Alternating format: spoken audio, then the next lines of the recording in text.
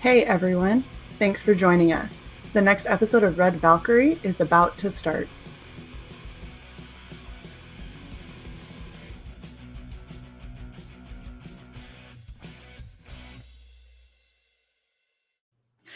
Hello and welcome to another episode of Red Valkyrie. I'm your host, Shae the Red, and I'm here with the crazy talented Tonicmole. How are you doing, sir?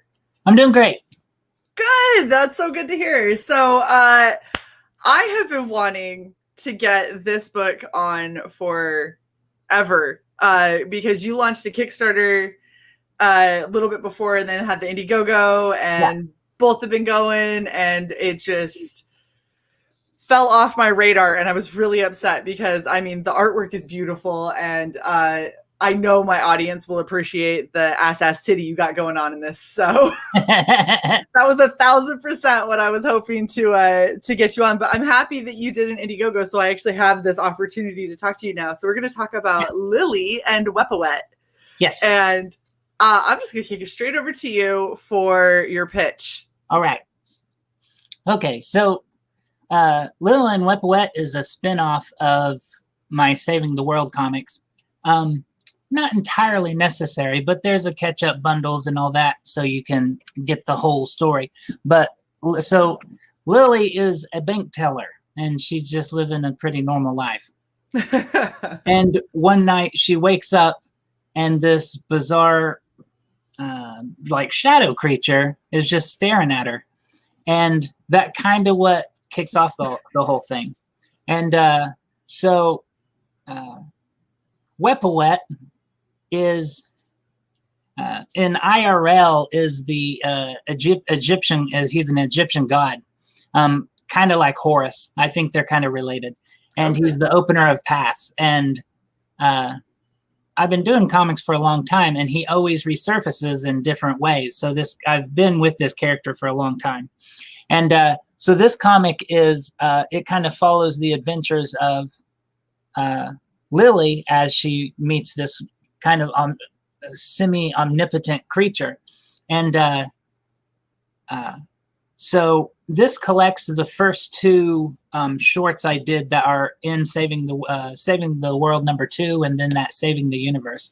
It collects those plus a full, I think it's 26-page comic, plus there is a mini comic by the Teenage Mutant Ninja Turtles, Jim Lawson. And, Nice. And then several pinups by just my usual cohorts, and the cover by Illustrator Monk. And So that's Illustrator Monk's cover? Yeah. Oh my gosh. Yeah, this is the second published cover that he's done for me, but he's already done the cover for issue #3, which hasn't been released yet, for Saving the World. And so me and him and he's in everything of mine somewhere, because in issue #2 he didn't do the cover, but he did 1 page of interiors. So Nice. So he's always with me somewhere. I like it. I honestly, and it's complete and utter fanfare, but this right here, that being the first picture that you see when you come onto the Indiegogo, I was like, I'm backing. Like, I'm backing. I don't even care what it's about. I'm backing. It's got a chick with like nice body with nice boobs and some creepy demon thing. And she's like, hey, what's up, dude? Yeah, let's just talk about this thing over here that I'm pointing at. And I was like, I don't even care what it's about. Like, I really don't. And then I started scrolling and I was like, I'm sorry, she's a bank teller. What bank teller? Where are you going for these bank tellers? I don't have a bank teller that looks like her. Well, Beautiful. I know that's a nice thing I'd like to go to. And one of the fun things, because traditionally back in the early 2000s, I did just very underground stuff, photocopied comic books and stuff, and just sold them locally. And it was just me. I'd write them, I'd draw them, and boop, put them out there. And so kind of the modern era of social media allowed me to contact all types of people. Like I could, direct message a professional comic book artist and say, hey, I'll give you some money to draw something, and it's pretty cool how you can do stuff. But that has been the real fun thing of in this comic, definitely you see it the most is everybody has their own interpretation of this Wepwawet creature. You know, they kind of look at my design, but I tell them, just do whatever your interpretation. You can just do what I do, but feel free. And they've really, as you can see with Illustrator Monk, you know, he does this much more almost Victorian type artwork with Wepwawet. And you know, that's been really fun. And there's a lot of pinups inside. I think I should have wrote all those names down, but an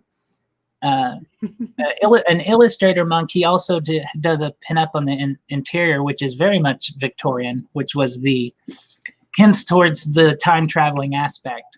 And now this main story is about her and she finds out that Wepwawet kind of works as a portal. He exists in all points of time all at once. And so though he's talking to her at that one point in time, he can be at the end of time and at the beginning all at once, and he's receiving all this kind of data. And she can jump inside of him and travel to any point that she thinks of. And so this is the first time she does that and goes to the dinosaurs. And some of this was because I was really inspired by like Will Eisner, who did Sheena, the first Jungle Girl, and then Frank Chow, and there's probably 50 Jungle Girls since then. Bud Root with Cave Woman in the 80s and 90s. Mm-hmm. And I wanted to do my own Jungle Girl. And so I like it. I was like, this is my chance. So kind of a short bill.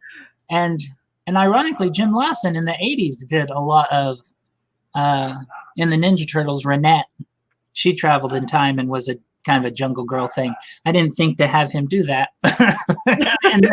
But so, yeah, there's a little bit of influence there. And that's really what I hope my comics come across is the how many influences are kind of coming together. You know, I started more as a R. Crumb satirist and back in the 90s and 2000s when I was a little kid, a teenager. And so once I got older, thinking of back when I was a little kid with Batman and Superman, and I kind of wanted to combine all those things, the underground comics and 90s underground comics and stuff with some of that fun of superheroes, Teenage Mutant Ninja Turtles and all that. And so all these influences kind of crashing together, right? Kind of a greatest hits type idea.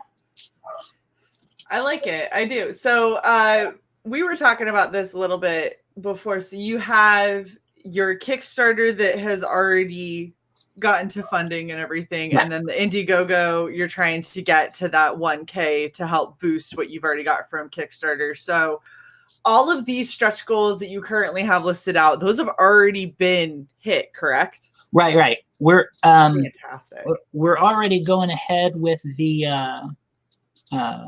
everybody gets everything up to the signed Jim Lawson print. Okay. And we're just shy really of the 3,500, but we had so much support on Kickstarter. I didn't expect it to be so lopsided that I said, that's cool. Because for one thing, I've got to get the print printed, right, and then ship to him sign them, and then ship them back. And I like fulfilling really quickly. And so I was like, I would rather fulfill this faster and just go ahead than to, I'm going to wait and see if I make the money. It'd be okay. I'm sure it's fine. And so, I like it. So really to the signed Jim Lawson print, though, admittedly, I just got to get to that 1,000 for the Indiegogo. So all that goes through. And, so yeah, that's where we're at there. And nice. And I'm still, this was always an experiment because it's a spin-off. Right. of a indie comic. Yeah, I got you. I was pretty ambitious, but very, very happy with how it turned out. And but yeah, people do say, when's Saving the World #3? I'm like, my God, some people release 2 comics a year. I'm on 4 in like 6 months. And you're like, so, just take a breath, it'll happen. I know, let me relax. And so and actually we're working on #4 or issue #3 as we speak. So it'll be right around the corner.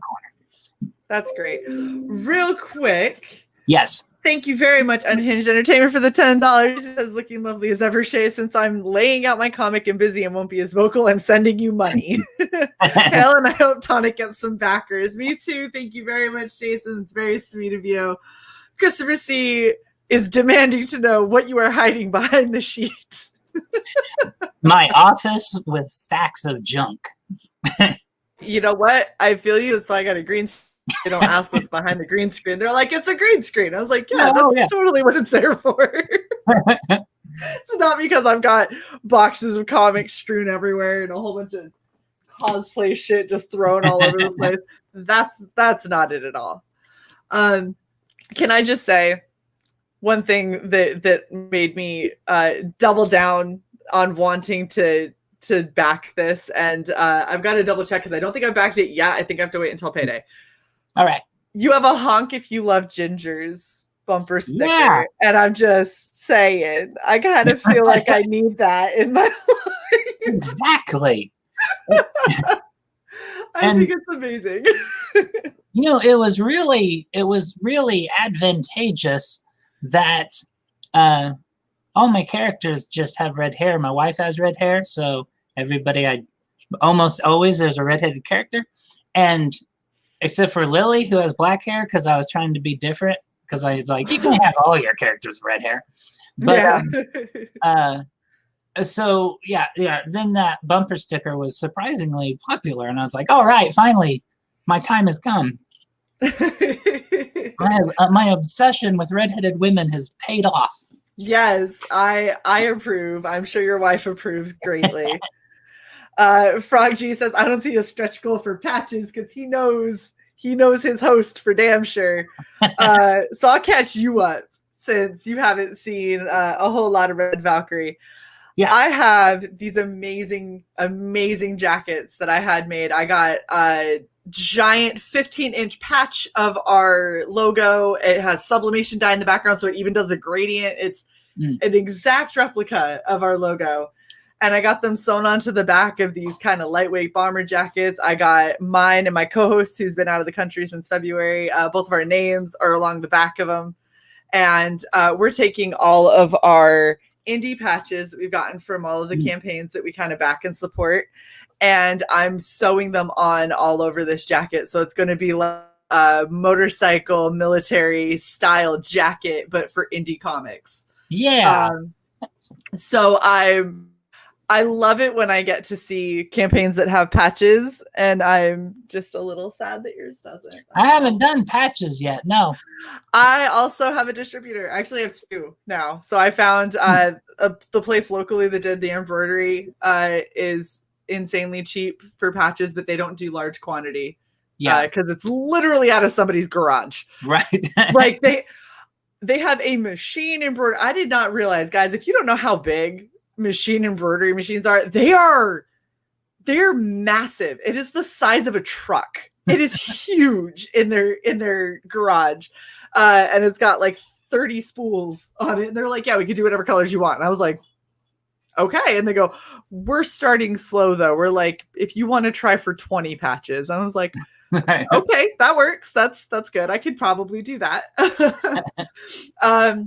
But then I have another place that did our patches that is a small business, and they do phenomenal work. Their work is unbelievable. So if you are ever interested in patches, please let me know. I will refer you over to either one of my guys because they're both great. And they're both good at different things. But I wouldn't hate it if you ended up doing some like Some badass little patch, especially if you did a honk if you love gingers with her as a patch. Oh my gosh. Exactly. That would be the most prominent place I could put it and be like this right here. That'll be my next campaign, which my next campaign is always right around the corner. I'm pretty much perpetually in campaign mode. Fantastic. So you let me know. We'll connect together. We'll make this happen. Get some badass patches. That sounds good. Yes, I love it. I love converting people to patches. Oh my goodness. And they're actually not quite as expensive as a lot of people think. Like, you need to get a substantial backing, of course, because you know, if you're only going to get, if this was it for your campaign, you only were getting 1,000, I'd be like, oh, do not. I don't know how you're going to fulfill. Like, don't do patches. That's too much. But I was looking at getting like our patches, and they were saying, oh yeah, for like 250, and doing it down to 5 inches with the same amount of detail, and it was going to be like probably, I think they said like $2.50 a patch. And I was for 250, that is actually doable. Like, I could save for a little bit. I could pick up another odd job or get another writing gig for a second, and then boom, we got Red Valkyrie patches. Like, that's not hard. Well, that's my first campaign. I did a whole comic because you get into it, you know, and stuff. And so I had a 32-page comic, and I was like, nah, I could totally. Oh, I had some other guys helping me and stuff, and we did a whole 20-page comic just to ship out. And, you know, that's pretty, it's a little cheaper than a patch, but it's along the same principal idea, especially if you're paying people. I probably shouldn't think about my budgeting so far. Been bad. We know we might be able to help you there too. Like, we got Red Valkyrie. We are a full service YouTube channel that does a lot of good stuff with marketing and Indiegogos and things like that. So we will definitely talk. And yes, okay, I now realize after episode 100 and whatever the hell that this is, I really do need to get that on a t-shirt. Is We're Gonna Talk. Like, that just needs to be a Red Valkyrie t-shirt. Just needs to say We're Gonna Talk, and on the back it'll just say Red Valkyrie. I say it almost every show. But yeah, so this is great. So you're getting a holo sticker, so it's actually going to be holographic. Yeah, it's like they call them holo stickers. They're kind of just like metallic-y, like like the rainbow. Yeah. Kind of like oil or something. Yeah. Yeah, that's holographic. Sure, that's good. It's not so there's various, when you start talking holographic, you've got like patterned ones, you've got the oil slick like you're talking, right, and then you've got the ones where they do like the offset printing, and so it looks three-dimensional when you look at it. Right. I think that a lot of people, it depends on your generation. Like, my generation and before me, we kind of have that three-dimensional feel, because like that's anytime you had like anything in the cereal and they were like, it's a holographic card, it was always that, and you were like, this is the coolest thing ever. Yeah, at least the little, man, I don't know where you'd get them or if they make them, but like with the little grooves that exactly, that had like, it's almost like a plastic. You're right. And all they printed one image on one side of the grooves and then one on the other, so when you it shifted. I don't know if they make those anymore. That was before. They do. That was before the hologram even. Yeah. I remember because I remember that, and then when they did the holographic sticker that had this very similar but a lot lower texture of the same kind of thing. And I used to take those, and we used to pretend that we were like DJs or whatever. We'd wicca on the card, because if you ran your fingers along and it made the sound. We were like, I'm such a DJ. Ready?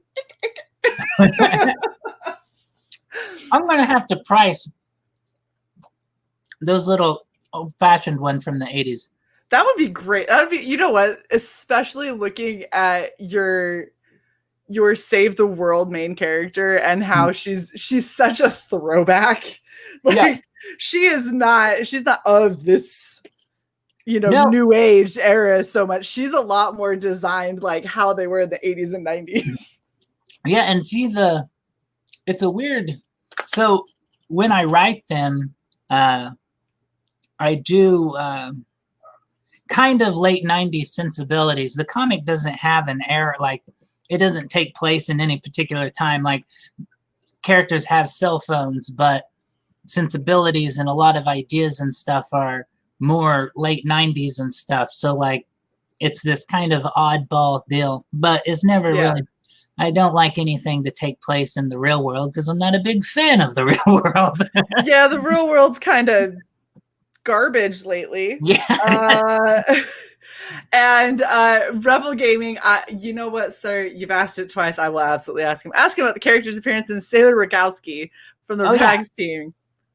Oh, okay, so I talk to Brian Ball all the time, who's the co-writer of Rags and stuff, and I have the whole stack over there. Yeah, he's doing like a spin-off of Rags that is Sailor Rogowski, and it's kind of a spin on his own character. And then a bunch of us all in that circle all have also our own spins of our own characters. Now, and oddly enough, Illustrator Monk, my buddy, he's designing a lot of them. So he he kind of did a redesign of Kira for Sailor Rogowski. And so it's like an alternate reality type deal. I can't actually say anything about that because it's a spoiler alert. But so Kira, a version of Kira will appear in the Sailor Rogowski. And there was actually a variant cover of number 1, Saving the World #1. That's Sailor Rogowski and my Kira by Luigi, who does the art for Rags. Yeah. And I think I saw that. Yeah, you might. It was me and Brian put it. It was everywhere. Yeah, I feel like I definitely saw that because I'm like, who's Regina over here with all this other ginger girl? What's happening? Yeah. What's going on here? Yeah, and so, and me and Brian kind of talked about some of the stuff, and that's I'm hoping to have more stuff in the future, the kind of back and forth type stuff like that. Yeah, with other creators like Brian Ball and stuff like that. And so this is kind of the first one there. That's awesome. So I also have a question. So we got the holo sticker, which is pretty awesome. We got the bumper sticker, which I'm a total fan of because hi, how you doing? That's right. And obviously, you already talked about how you got the signed Jim Lawson print. Yeah. The Monk mini poster. How big is that mini poster? I think it's very mini. We're talking like it'd probably be like a 8.5 by 11. So you're talking like almost a regular sheet of paper. Exactly. Just much thicker. So 130 pound, like board, like stock. I did 11 by 17 posters, which I also call mini posters. I did those, but they have to be on thinner paper, like 70 or 80, so that I can roll them up and put them in a tube. They were okay. They were fine, but a part of me was like, that's a lot of money, and I wasn't. It felt kind of cheap. They were kind of too, like it was thin. Yeah. But I was afraid if I go to 100 pound, I don't think it'll roll without, like it could crease. And and I've had a lot of indie comics recently that have done that, where they've had beautiful prints and they've rolled them, but the way they've rolled them, they've got thumb indentation somewhere or something, and when you unroll it, it has split the ink, and now I've got white paper showing through a beautiful print. And I actually just had to message somebody and was like, oh my gosh, I'm so bummed. The print that I was dying to get is it's got like 6 or 7 of them, and he was like, I am so sorry. That shouldn't have happened. Like, I'm sending you a new one. I was like, like, thank you. And this is really sad because I hate that this happens to beautiful art, you know? Right. And see the Brian Polito, he really inspired me with a lot of his fulfillment by, I ordered a comic from, is a Lady Death. I forget which one.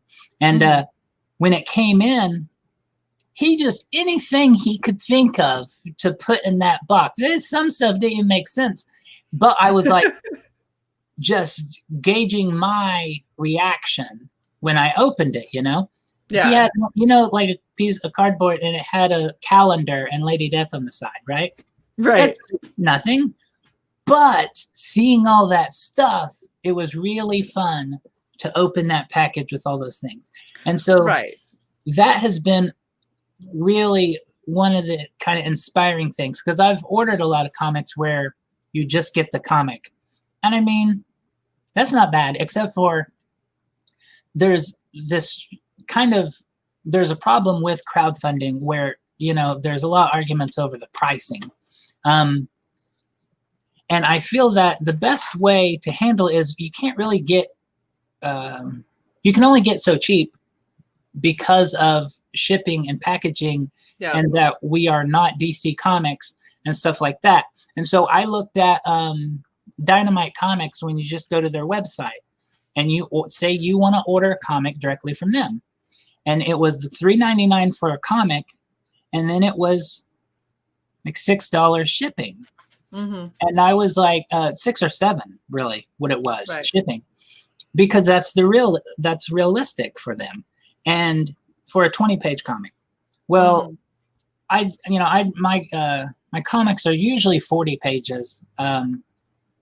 32. My first issue was 32, but since then it's been 40, and I think Saving the World #3 is going to be like 55 because I just had out of control. But but that's realistic, that unless it's in a store, if you order something, it's going to be. But to soften that blow by giving them lots of stuff, and so that that's where I like the stickers and the posters and signed prints and all that type of stuff. Oh yeah, it's really fun, and so it is. And I think when people get creative with it like that is when you really start to feel like you're getting your money's worth. Like I've opened up some, like I just got Legends of Fostra. It's a novel, so it's not even a comic. It's a novel, but it's a novel with a visual companion. And I got the mug because I really liked how the mug looked, and so I had all of that.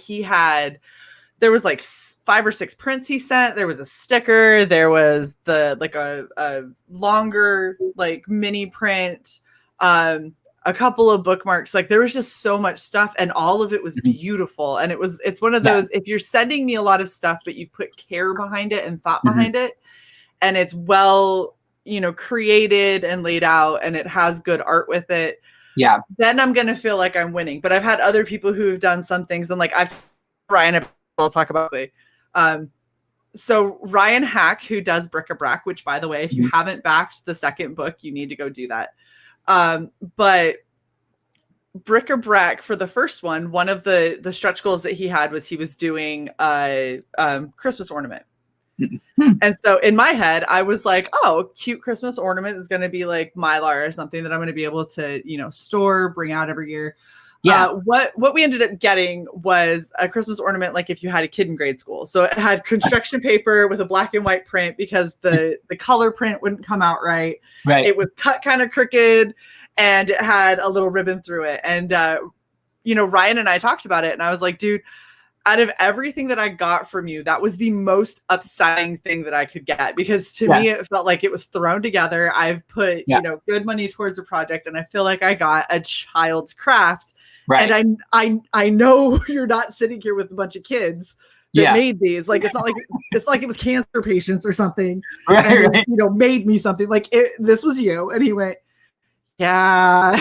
So we had a whole conversation. I was like, so I'm for this next thing of Bric-a-Brac, I'm trying to help him out and see if it's in the budget at all, if we can get him past funding to do the same kind of idea, but do shrinky dinks. So basically take his awesome art, shrink it down, and then you've got something that's nice and sturdy and thick that you can bring out, that the light will shine through, that'll have all of those gorgeous colors and amazing artwork, but is still easy to ship, is still cheap. And it's things like that, like understanding when something is going to be a good thing for you to include that's economical, and when something is going to potentially be damaging for you to include, because it makes people think poorly of you in some sense. Yeah, and it's it's almost the entire know your limits type situation. Exactly. Yeah. Because I had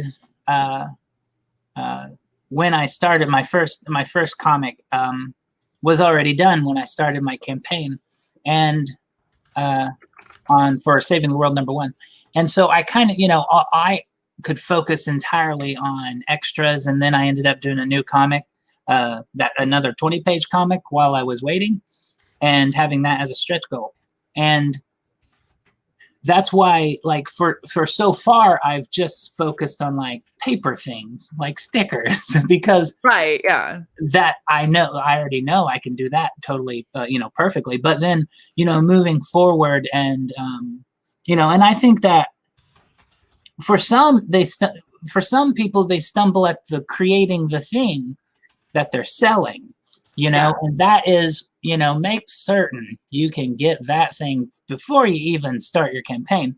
Yes. And as I move down, I might go, I'd rather add 10 pages of this comic to make sure it flows right or something like that. Right. You don't want to do that and go on top of the 30 pages I haven't done yet. So, and that's almost always Saving the World #2. I was on page, my campaign hadn't started yet, but I was on page 20 or so, and my wife was like, that third act is kind of bad. It makes your characters look bad. Like it's funny, but Right. it does them a disservice. And I was like, I'm on page 20 of 32 or 30 or whatever it was. And I gotta rewrite the whole that last half of the script. And she's like, well, it just doesn't make sense. They don't actually do anything to succeed. They just stumble their way through like Dumb and Dumber. And she goes, I just think it could be better. And of course, at the time, I'm like, you gotta be kidding me. But I sit down and I rewrite that script. I mean, writing don't take long. It took me like an hour.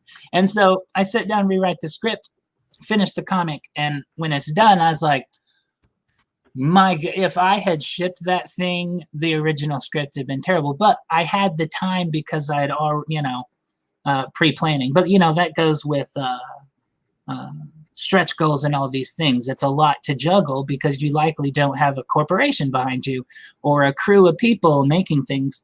And so, it's kind of up to you. And I've seen a lot of people, more writers, it's really tough. I don't know how, that's a new thing that people don't even think about, that indie creators not being artists is new.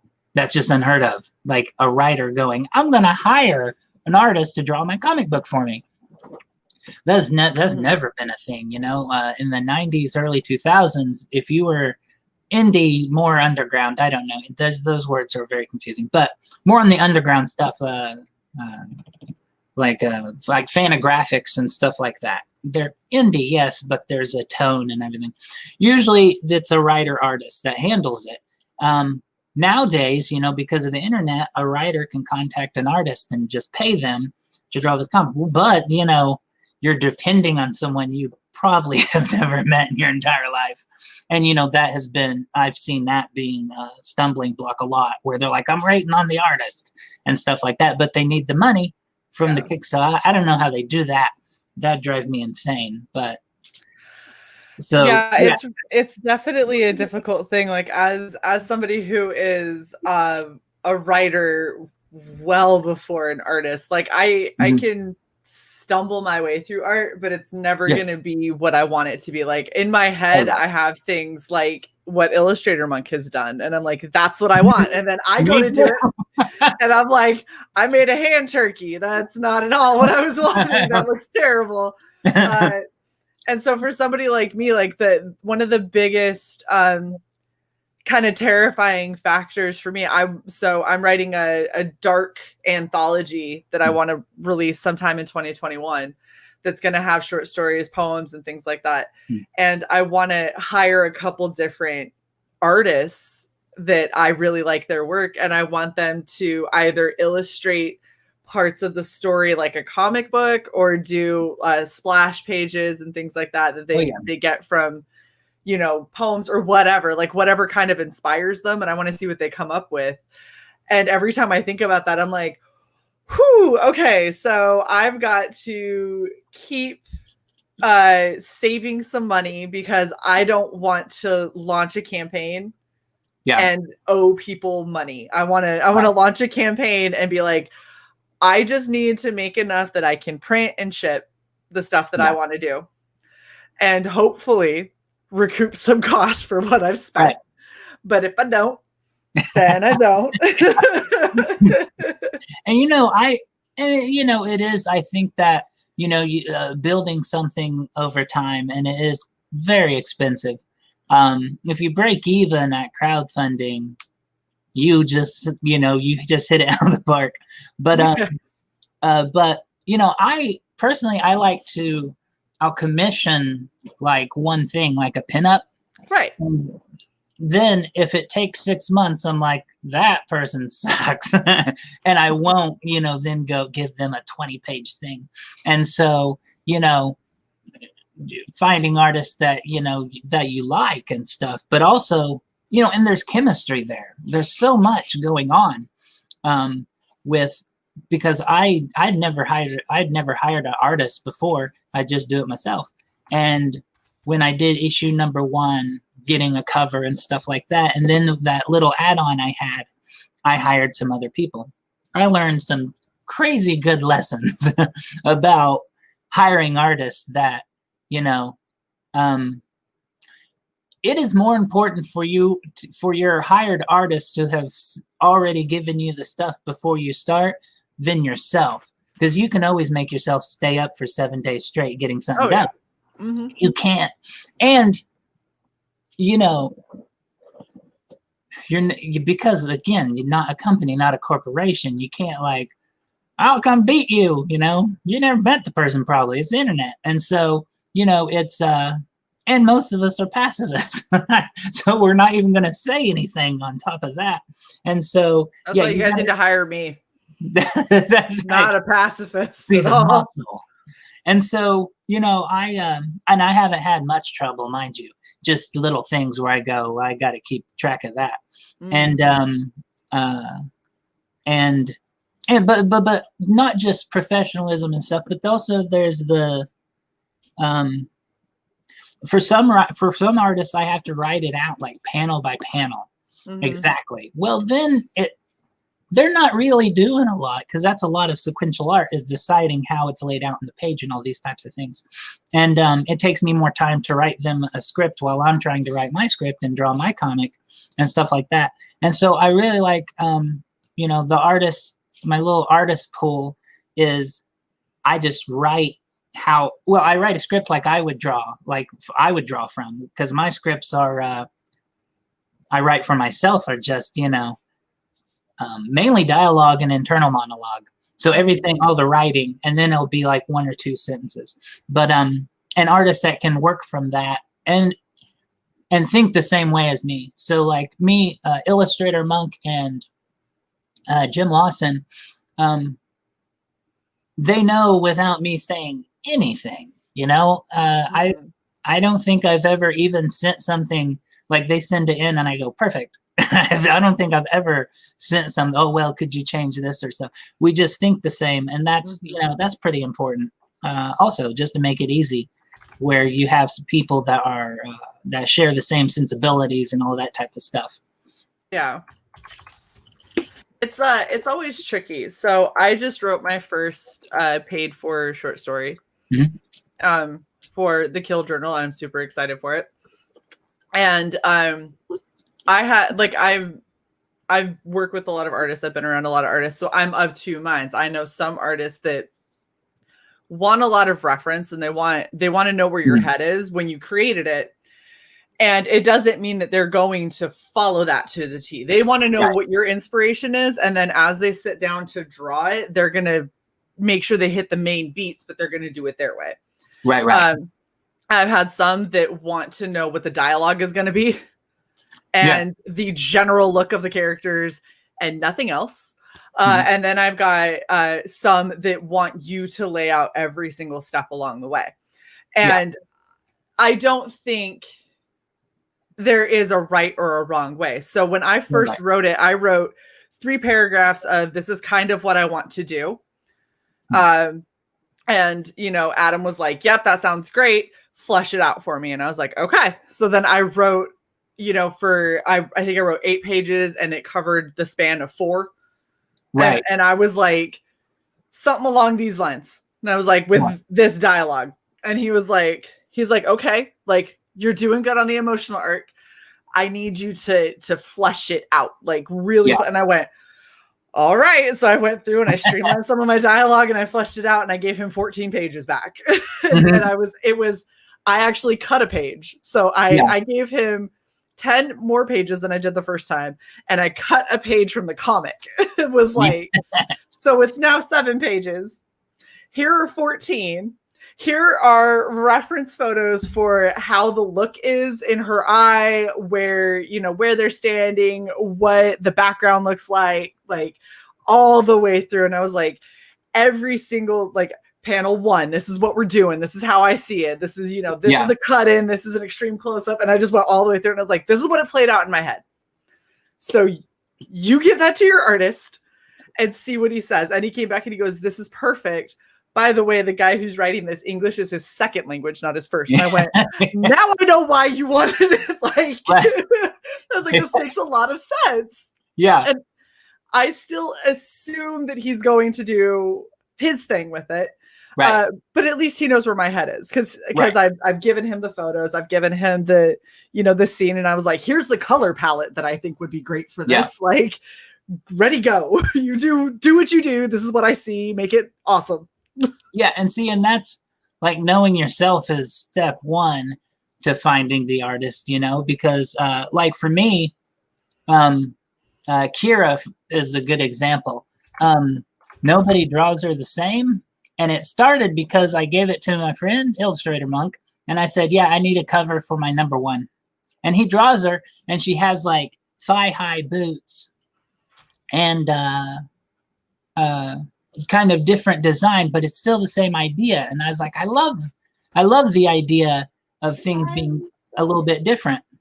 And so I then after that, every artist, I was like, keep the vague idea of the costume, but do whatever you really want. If something else works. Jim Lawson, she wears she has like a loincloth most of the time, but he draws her with like a kind of like a leotard type thing where there's no loincloth. And I draw her with mudded, like, those slicker boots, the rubber ones you buy at Walmart? Yeah. Well, because in my like telling, she's just a nerd who got superpowers. So she's put her costume together just from things she finds. And my wife, I did the top I designed it was just the top I designed for her. My wife found it. It's a yoga. It's the same seams and everything. And I was like, what are the chances? Right. Top actually exists. So everything is something you could actually just order online. And that's the idea why she has these rubber mud boots as this stuff. But anyways, so I kind of approach that. Now that's me, to where I love to see how artists interpret things. But for some people, they might have a very, very specific thing. Then they need to be more specific. But exactly. And all of them are like, everybody I work with is about my age range, somewhere around there. We're not young guys. And so we've been doing all this for quite a long time. So it's pretty, I can just say 2 words and like, yeah, I got this. And so, Jim Lawson drew Ninja Turtles for 30 years, I think. He started in 85. And I just write him down. Well, I know when I write a paragraph, I know like my instincts on how many pages that is pretty good. For some reason, it's like my superpower. And so I just write a wall of text and then just send it. And both Monk and Lawson, they can just take that and do their thing. Nice. But I have a lot more. I probably have more confidence in them than me, so I try to tell them as little as possible, so they'll make something amazing out of whatever I'm doing. Well, and see, and that's the thing is, just like what Wolverine was saying, is like, yeah, reference photos are huge, but other than this is what I'm thinking, I've never found reference photos from the writer useful. Find your own. Thanks, Wolverine. So the thing that I think is funny about that, though, is I'm the one that my artist friends turn to for reference photos when they're like, it's driving me nuts. I'm trying to find this. And I'm like, oh, hold on. Like, I was like this. And they go, are you fucking serious? I've been looking for 3 hours. And I'm like, oh, I just typed in these words. Okay. This is a true story. I had several artists and they're like, well, what you thinking about this character? Because I didn't really fully design the character yet. And I have the basic idea. And I sent them all for different characters the exact same photo. And it was Angelina Jolie from what is it? Foxfire? And she has kind of this short hair thing and she's supposed to be this badass and stuff. It's a 90s movie. Anyways, I always liked that picture. Anyways, I sent all of them the exact same picture for Gypsy and a few other characters in my comic book. And I don't think any of them used it because not a single one of them looked like Angelina Jolie from that movie. It didn't matter, but it was funny because they wanted reference. So I was like, here, if she looks like Angelina Jolie, that's pretty cool. So you literally are just like, I'm going to send this reference to all of them and see if any of them choose it. Kind of. It was the first guy. One will. The first guy kind of ignored it. So I was like, well, I'll send it to the next guy and see what happens. And of course, a lot of the artists I work with, we're not exactly photorealistic artists, so the chances anything looks like Angelina Jolie is unlikely. But wait, you mean that's not a real person right there with perfectly round boobs without a bra? I know. That was supposed to be Angelina Jolie. Oh, no, that's the mark. But so that's working with artists has been really fun because I just never did it before. It was always me all by myself. And but all that kind of goes back to I see because it's so accessible, people are really rushed. I want to do my own comic book, and they rush into things like relationships with a relationship with a comic book artist or writer, whichever direction it goes, is no different than a marriage, and the same things happen all the time. You kind of drawing a comic book is pure art. Printing it and selling it to people is business. And so, that's why it's not super common for it's a lot easier to draw a comic than to actually sell it. And there's a business mind that is kind of rare for an artist to have. But in crowdfunding, but in indie, you go back. It's why we have so few black and white comic heroes. I mean, you got the Ninja Turtles, and you jump. Then there's the Crow. There's less than 10 that were these big things because the guys either had to get real lucky, which, James O'Barr with the Crow was a little bit of that. He made this mind-boggling, amazing comic book, and the right people saw it. It took him 10 years to do that series, and it was, I think, 10 issues or something like that. But he just kind of got depressed and stopped in the middle. But anyways, it's a hard thing to have, to be able to handle the business side, and crowdfunding's made it so easy to try. Yeah, it's even easier to fail. Yeah, and that's something that I try to tell a lot of people too is if you know that marketing, merchandising, bookkeeping, administrative tasks, if you know that is not your strong suit, do not be afraid to find yourself a PM. Right.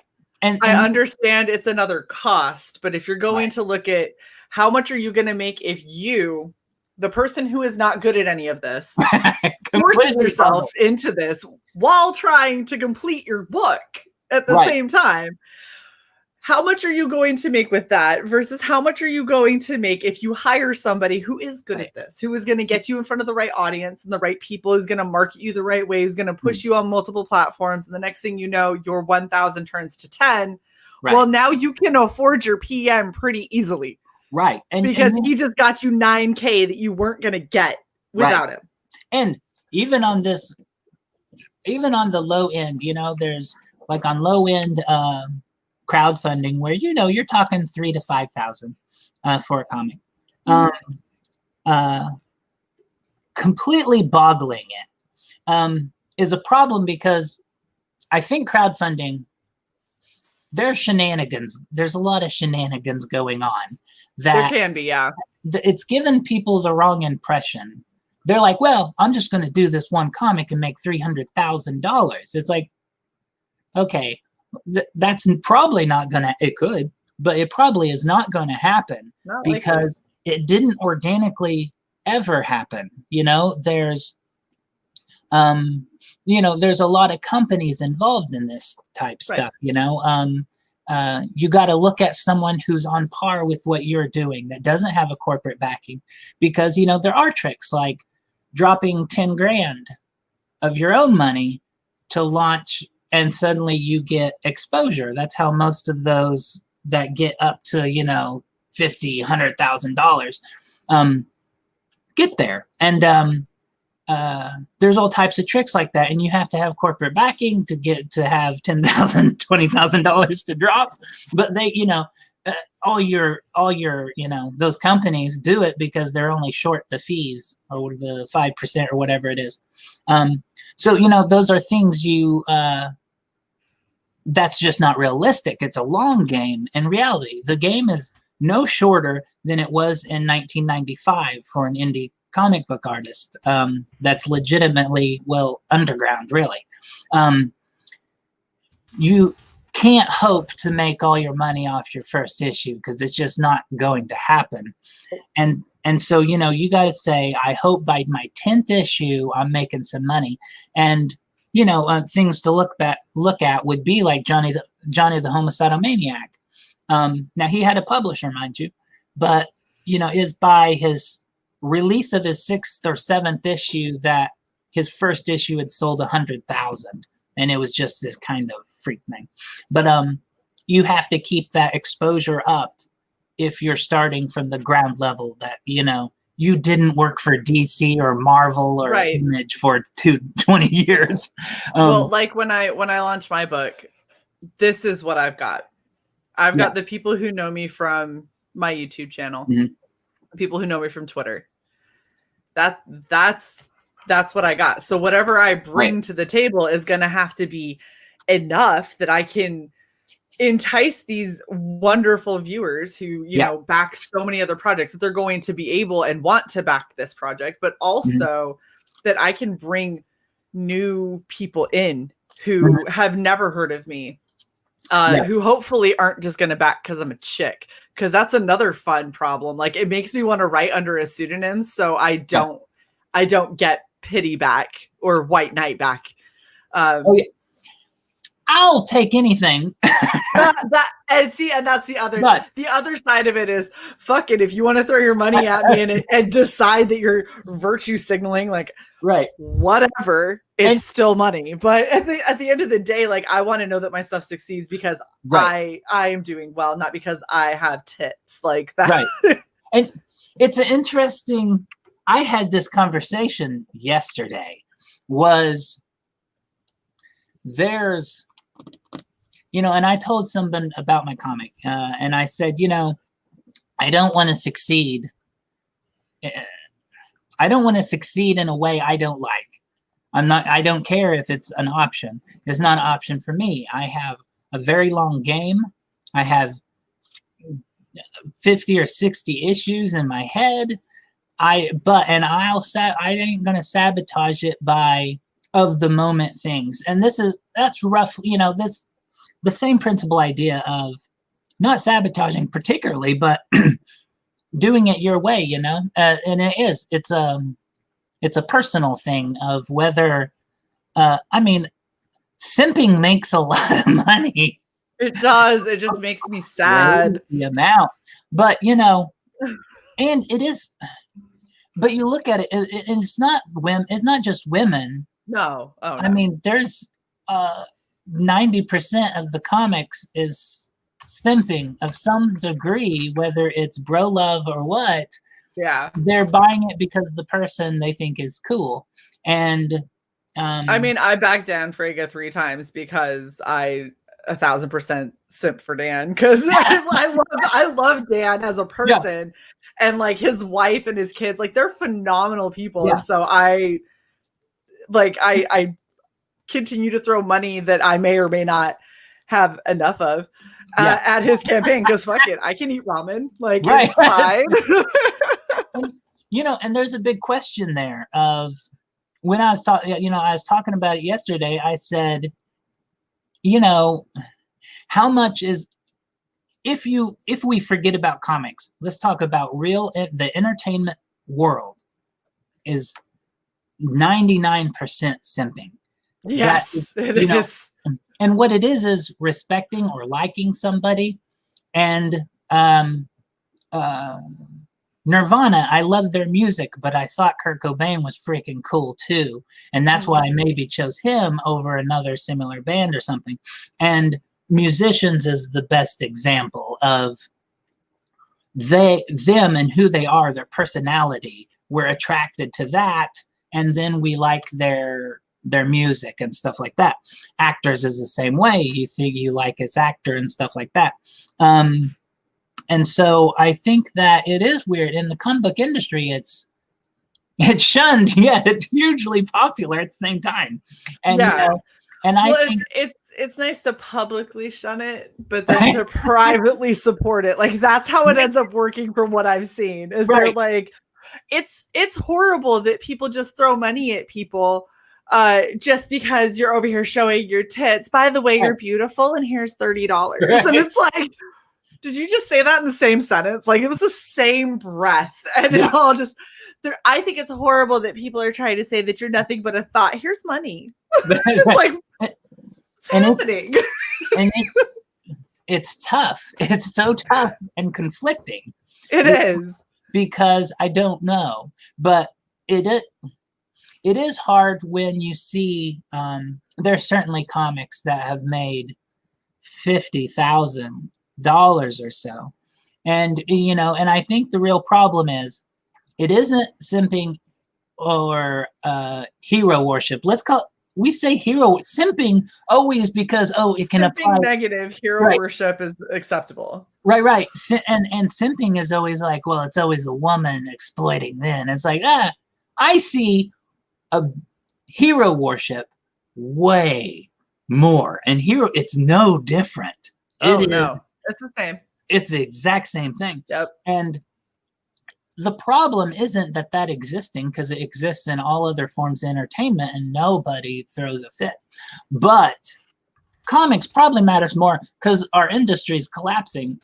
And so that the inferior product coming out over these because of these things, but succeeding over anything worthwhile, you know. And when worthwhile things do succeed, it's not nearly as big of a deal.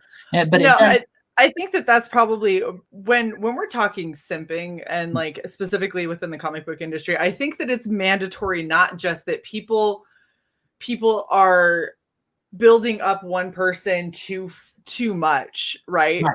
But they're building up a person too much who doesn't produce quality, who isn't actually giving good back, which means that it becomes a toxic thing that tears down the industry, as opposed to being something that's building it up and growing it. Because the thing is, if you're simping for somebody, but that person is producing high quality comics and everything that they do is top tier, and they're treating people with respect, then that's just you being a big fan of a good person. That's not a big deal. But if the second I'm throwing money at this person because she's a girl and maybe one day she'll touch my wee-wee. Like, that's not happening. And and if that is the only reason, and everything that person is producing is like, I'm drawing a stick figure and doing 2 circles for boobs and that's it. And like, that is making 10K. Okay, no, now we're being ridiculous. This is how comics die. Like, don't do that. That is bad. And you know, I think that I actually have high hopes for comic books in general, because really, you know, the biggest problem has always been nowadays, definitely, there's a lot of rose-colored glasses to the past. See, and that's, my comics are a little weird. They're black and white and all this stuff. My inspiration for saving the world was actually Ghost World more than superhero comics. I love Daniel Klaus's Ghost World. I love that comic. And Terry Moore's Strangers in Paradise. Those types of things. Now, did I come close to that? No, I didn't. But that was the inspiration, despite that. I love black and white 90s underground and indie comics. I love that tone and Peter Bage's Hate and R. Crumb, which is much older, but R. Crumb and stuff like that. And so I went into a superhero comic book from that position. In the 90s, I didn't like mainstream comics. I felt they were exploitive and they were cheap, and it was whatever they could print out as fast as they could with chrome covers. I didn't like it. And so I felt underground and indie was producing far greater comics. Right. And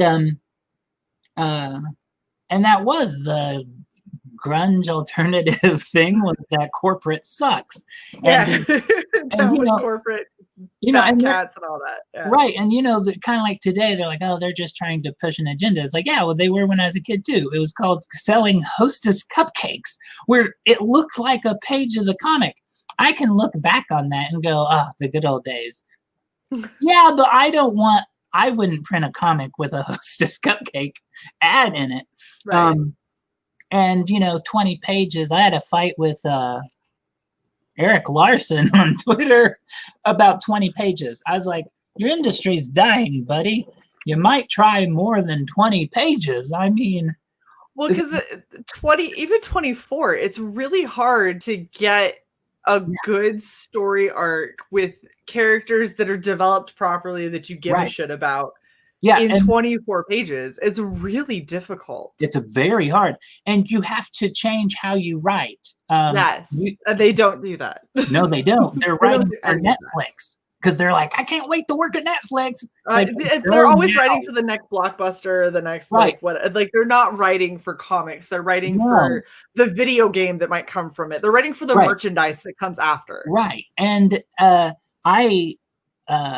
I'm more of a comic collector than I am a reader.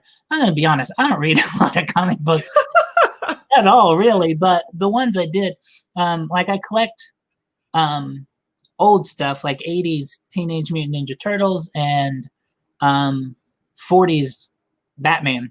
And so I love it. And when I was reading those Golden Age 1940s comics, I was like, man, they can tell a whole story in 6 pages. And now you can do that now. Because it's all, the word bubble says exactly what they're doing, and that you can speed through a comic super fast if you're just telling them exactly what happens.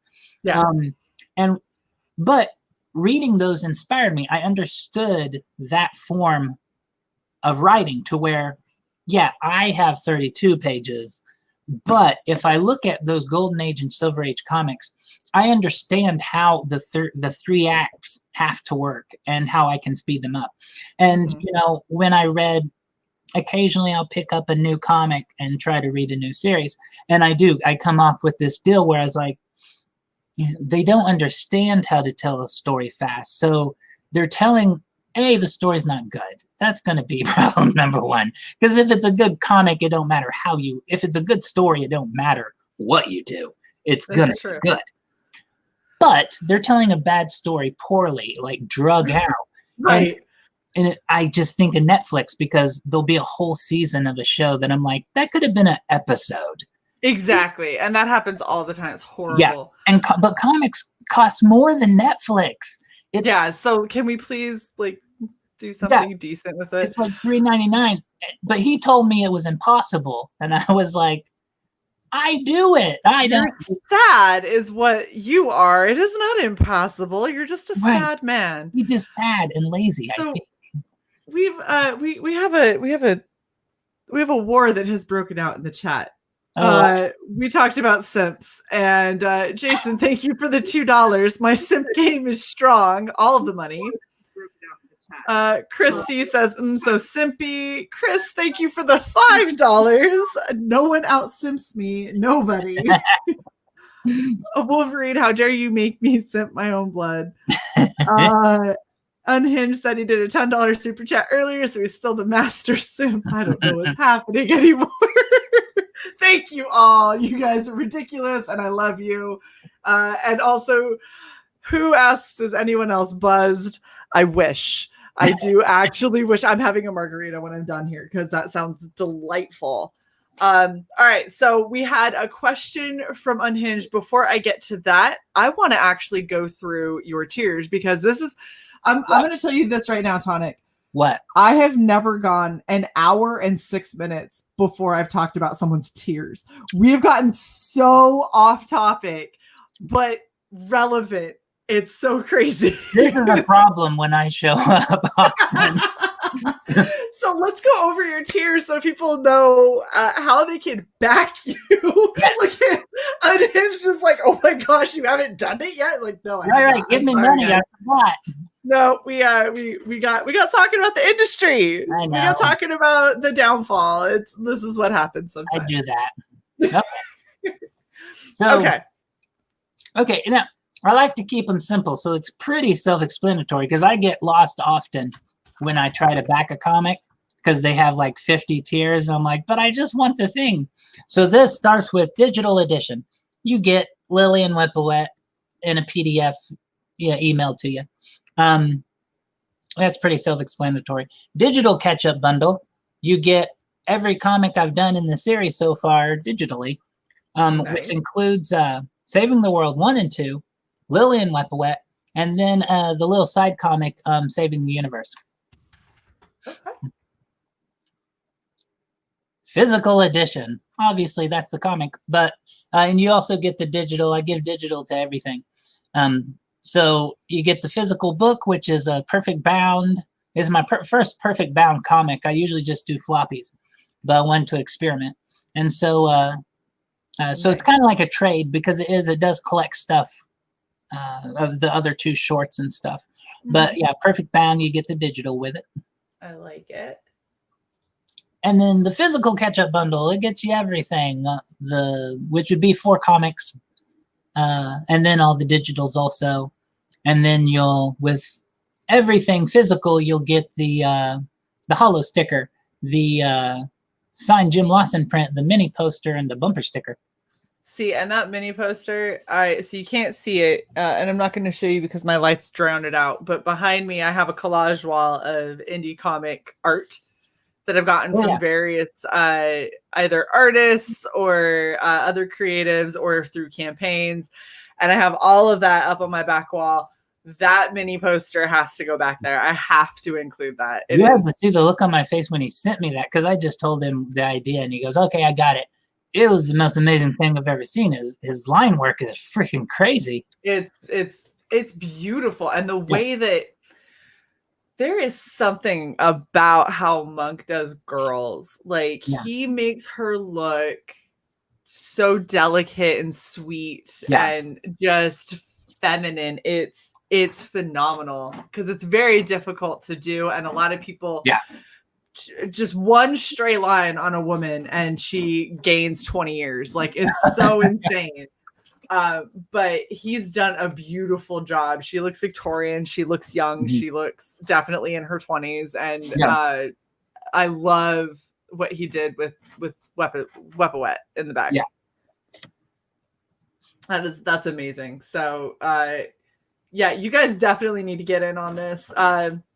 no patches for this campaign, but Sorry. we are already talking about patches It's in the works. for the next one. So just hang in there with me, guys. Like, let's get this one to funded. And we're combining with Kickstarter. So he's giving us all the way up to these stretch goals so far that we've got. We are $614 with 23 backers. So 24 backers is 644. So definitely make sure you guys get in on this. I 1,000% am planning on backing once payday hits on Monday, and because it just looks like a lot of fun. And if nothing else, I just really want this, and I want the bumper sticker. If nothing else, like those two things have to happen. Chris says that sticker would look lovely on my car. Absolutely.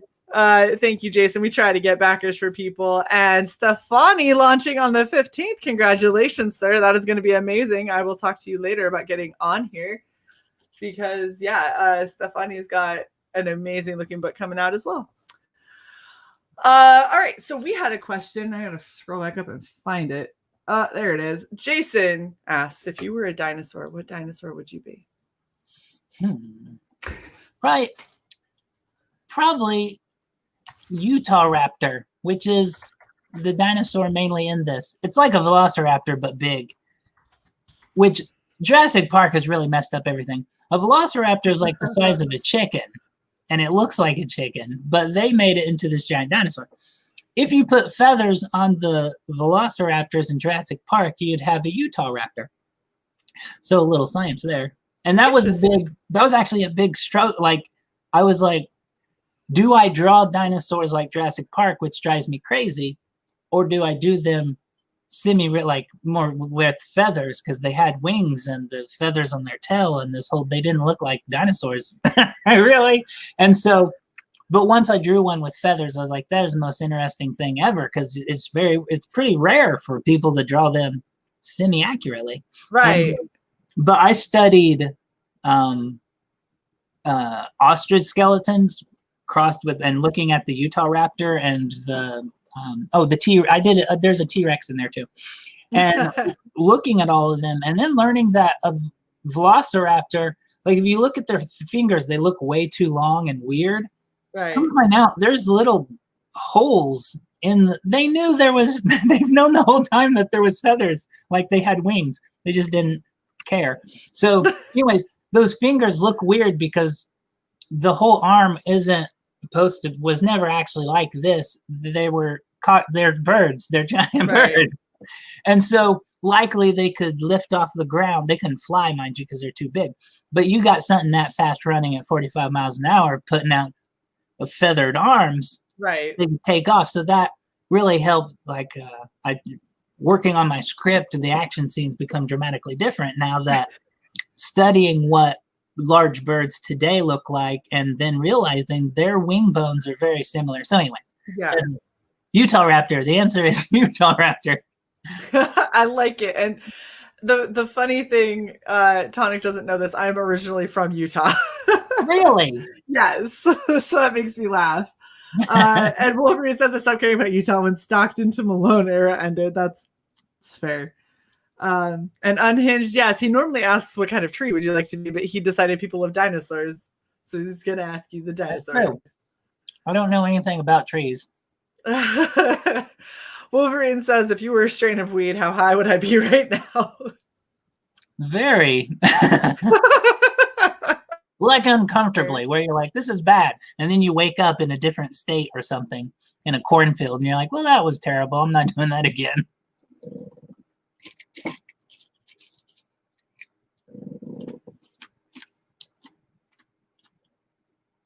Oh no,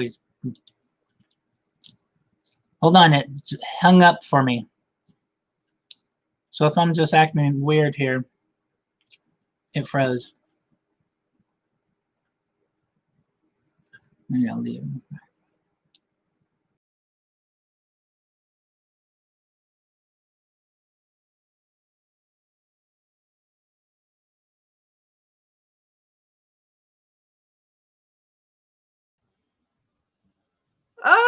So now he dropped. Damn it. Well, there we go. I'm back. Hi. What's up? Sorry, sometimes things around here break. Wolverine says, "Damn it, I broke Shae." Who all kinds of exclamation points. Chrissy said that God she wasn't picking her nose. Thank you, Chris. Always with the perspective. Wonderful. Oh my gosh, you guys are the worst. Well, sir, honestly, this is a really cool campaign, and I definitely think more people need to get behind it. It seems Me too. It seems really interesting and like it's going to be really fun. And so I sincerely hope more people see this and start backing for sure. Did you have anything else that you wanted to kind of highlight about it, or any little parting shots before we end? Let's see. Yeah, one short thing. Okay. So, yeah, with Lily and Wepwawet and the Saving the World deal, for anybody that likes the idea of reading ongoing comics, like with mainstream comics, like, you know, Batman and all that stuff, that was really my intention. Because a lot of people ask me, how long is this going to go? It's like, forever? Until I die? So, you know, there's a lot of story planned out. So, you know, it's not I started, February was when I started my first campaign for #1. And that I released two issues, and then I did my second issue of Saving the World. Now I'm moving pretty rapidly. A bi-monthly will be probably as fast as I can go. But though the comics are 40 or 50 pages, so I could do it monthly if I could. But so, you know, it's not like an investment that disappears. The story will continue. So if they enjoy the comics and the style and all that stuff, I'm not going to disappear overnight. This will continue expanding and be something they can really jump in and participate in. Oh, that's what it should have been. Anybody with a little fan art and stuff, just contact me on Twitter. I have a old styled editors page, and so if someone wants to write me read it and say, oh, I like that, and then write me a letter, just tag me on Twitter, which is probably at the Tonicmole, and send me fan art or letters or whatever you want. And I pick out, you know, stuff I like, and I print it on, it's called the Molehill, and it's in every issue I do. And so awesome. That's a thing. That's awesome. That's super great. Unhinged, thank you again for the $2. Super simp. Making Christopher C over here cry as your simp game is unrivaled. You guys are hilarious. Well, honestly, this has been awesome. This has been wonderful and fun. Being able to chit chat with you. And yes, Unhinged, if you check in the description, you will have how you can follow Monsieur Tonicmole on Twitter. All of that is up there for you. So please go check out the description for the video. And honestly, just thank you all for being here. This has been really fun. Please do not forget to like, share, and subscribe to Red Valkyrie. We are still planning our party. It's still going to be pretty badass in October for Tonic. Since you don't know, we just recently hit monetization. If you couldn't tell by the super simp chats we got going up all over. But yeah, we're doing a big party in October to celebrate Cyborg returning, to celebrate me turning 35, and to celebrate our badass channel hitting monetization. So I'm giving away comics, I'm giving away art, I'm giving away all kinds of great stuff. So definitely come hang out with us. It's going to be amazing. Sounds awesome. And yeah, it's gonna be great. And you know, just make sure you go and check out Lily and Wepwawet. It's a pretty badass looking comic, and you know, get in on the Saving the World series. I was gonna say Saving the Universe. That's one of the mini ones. Yeah, get in on Saving the World. It looks like it's gonna be an absolute blast. We will catch you guys next time. Thanks so much for hanging out with us.